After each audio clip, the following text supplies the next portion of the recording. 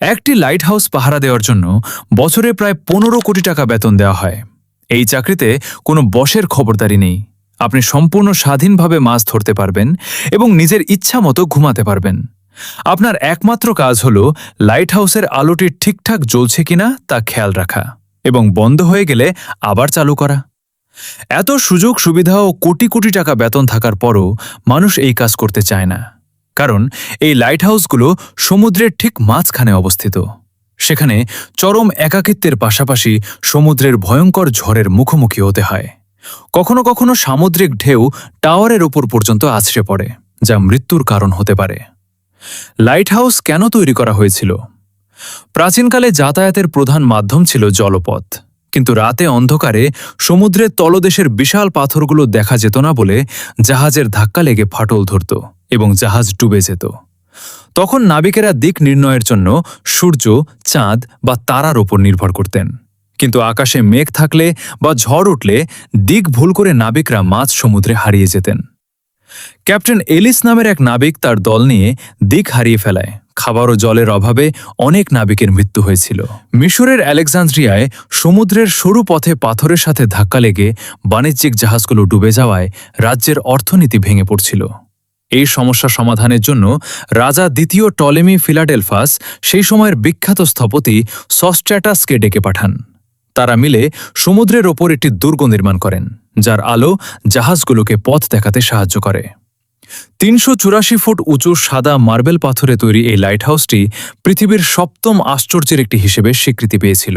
এই মরণফাঁদ থেকে বাঁচতে মিশরের রাজা দ্বিতীয় টলেমি ফিলাডেলফাস স্থপতি সস্ট্র্যাটাসকে দিয়ে তৈরি করান ইতিহাসের প্রথম বিস্ময়, আলেকজান্দ্রিয়ার বাতিঘর। ৩৮৪ ফুট উঁচু এই মার্বেল পাথরের টাওয়ারটি ছিল পৃথিবীর ৭ম আশ্চর্যের একটি। শুরুতে এর চূড়ায় বিশাল অগ্নিকুণ্ড জ্বালিয়ে রাখা হতো, যার লেন্সের মাধ্যমে মাইলের পর মাইল ছড়িয়ে পড়ত। সময়ের সাথে সাথে প্রযুক্তির পরিবর্তন হয়েছে। কাঠ বা কয়লার বদলে এসেছে মোমবাতি, দ্য ল্যাম্প আর ইলেকট্রিক বাল্ব। কিন্তু লাইট হাউসের বিপ্লব ঘটে ফরাসি বিজ্ঞানী অগাস্টিন জিন ফ্রেসনেলের হাত ধরে। তিনি এমন এক বিশেষ লেন্স আবিষ্কার করেন যা দা সামান্য আলোকেও একটি শক্তিশালী রশ্মিতে পরিণত করে সমুদ্রের বহু দূর পর্যন্ত পৌঁছে দিতে পারে। আজও পৃথিবীর প্রায় সব লাইট হাউসে এই ফ্রেসনেল লেন্স ব্যবহার করা হয়। আসল ভয়টা কোথায়? তাহলে সমস্যাটা কোথায়? সমস্যা হলো এর অবস্থান। এই লাইট হাউসগুলো থাকে সমুদ্রের ঠিক মাঝখানে, জনমানবহীন কোনো পাথরের ওপর। চারদিকে শুধু অথই জল আর একাকিত্ব।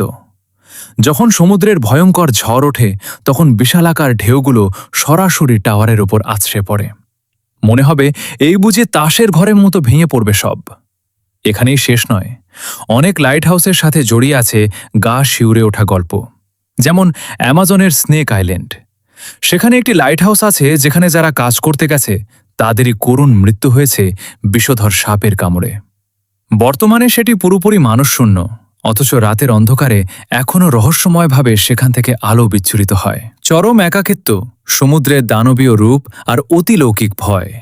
এই সব কিছুর বিনিময়ে কি 15 কোটি টাকা খুব বেশি? হয়তো সে কারণে সাধারণ মানুষ এই জীবন কেড়ে নেওয়া টাকার মোহ ত্যাগ করে।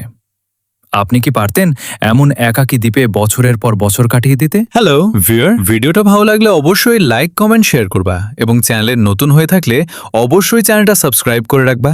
নেক্সট কি মুভি নিয়ে ভিডিও বানাবো সেটা অবশ্যই কমেন্ট বক্সে বলে যাও।